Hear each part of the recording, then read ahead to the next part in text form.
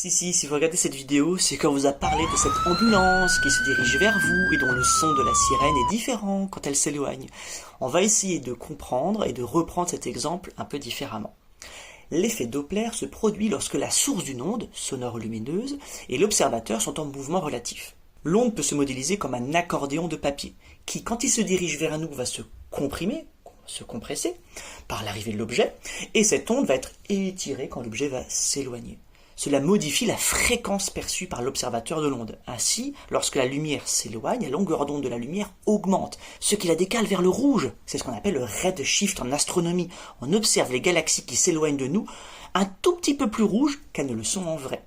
Alors voilà la fameuse formule que vous devez connaître. F' c'est la fréquence perçue par l'observateur, C c'est la lumière du son ou de la lumière, et enfin Vs c'est la vitesse de l'objet, qui soit négative, soit positive, si elle s'éloigne ou se rapproche de nous. Dans ce cas, F' sera plus grand, donc la longueur d'onde sera plus petite, la source va donc se rapprocher, l'onde est donc plus aiguë ou plus bleue. Dans ce cas, F' est plus petit, donc la longueur d'onde plus grande, la source s'éloigne, l'onde est donc soit plus rouge ou plus grave. Vous devez à la fois retrouver cette formule et l'utiliser. Il faut pour cela savoir que la vitesse, c'est la distance divisée par le temps. On s'en rappelle, V égale à D sur T, ou C égale à lambda sur grand T, ou C égale à lambda fois F. Prenons un exemple où un objet se rapproche d'un témoin et décomposons le temps quand l'onde est émise et est reçue. Au tout début, l'objet est à une distance grand D du témoin. L'onde est envoyée à T1 égale à 0. L'onde va mettre un certain temps à arriver jusqu'au témoin. Ce temps, c'est T2. Se déplaçant à la vitesse C, l'onde met un temps T2 égal à grand D sur C pour arriver. Notre première onde est donc arrivée. Entre-temps, l'objet se déplace à une vitesse V. Il va émettre alors une deuxième onde. On choisit ce temps précisément T3 à TE, c'est-à-dire une période après l'émission de la première onde.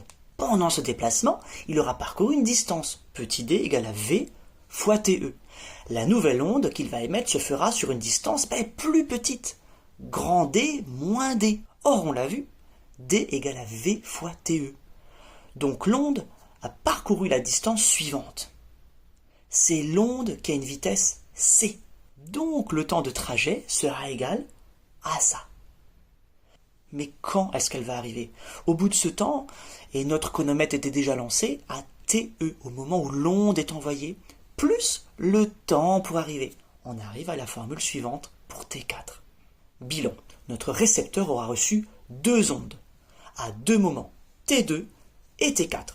Or, le temps entre les deux ondes, c'est ce qu'on appelle grand T, la période. C'est la période reçue, perçue par l'observateur. TR égale à T4 moins T2. On va mettre tout ça ensemble, et voilà ce que ça nous donne. Sachant que la fréquence c'est 1 sur T, on mouline tout ça, et voici ce qu'on obtient. C'est quand même mieux avec la fréquence. On multiplie par C en haut et en bas, voilà ce qu'on obtient.